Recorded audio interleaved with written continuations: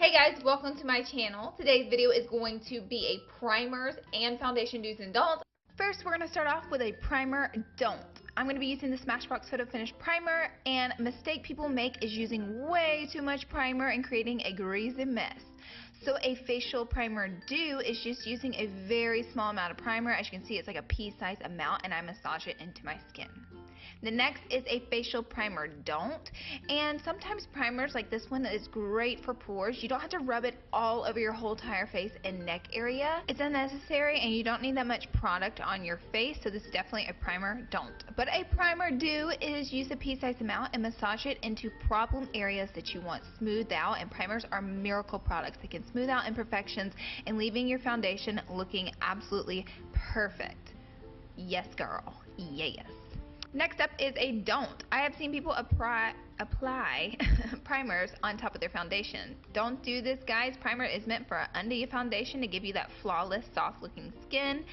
So definitely don't apply it right on top of that foundation. Next step for our primer do is to apply it first, people. Apply it first and then put your foundation right on top. You will be pleased with the outcome. For our first foundation don't is the color of your foundation. I clearly got tan while I was on vacay, and you don't want to just go in with some deep foundation. You want to kind of match it to your neck and jawline and bronze it up with a bronzer, not your foundation. So a foundation do is to be sure and match your foundation just with your jawline, and if it still looks a little pale, you can warm it up with a bronzer, not with your whole face with the foundation.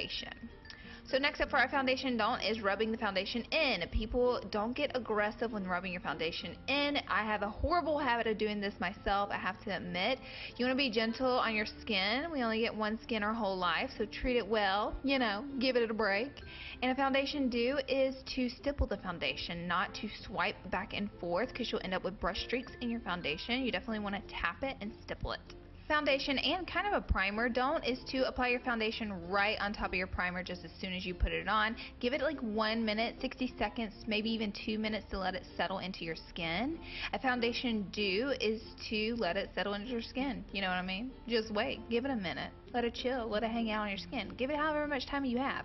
I would say at least 60 seconds, you know. Play on your phone, scroll through the IG, and then apply your foundation to your skin.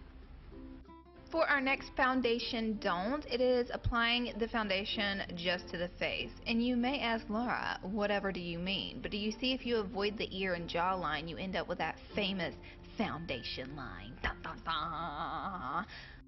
For our foundation do, you're definitely going to want to drag the foundation around the hairline, around the neck, the jawline. You can bring it down your neck, but I just prefer to drag it all the way underneath my face and kind of buff it into my ear and hairline as well. That way it's kind of like a seamless finish and no one knows you're wearing makeup. Just kidding, they'll still know, but it'll look nice. For our next foundation don't begin liberal with your foundation, pumping out half the daggum bottle, wasting your foundation, and just caking it on the face.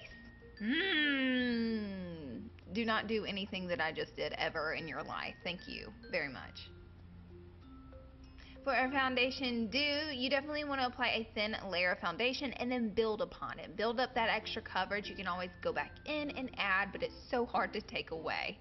Be careful, people. Foundation can be dangerous.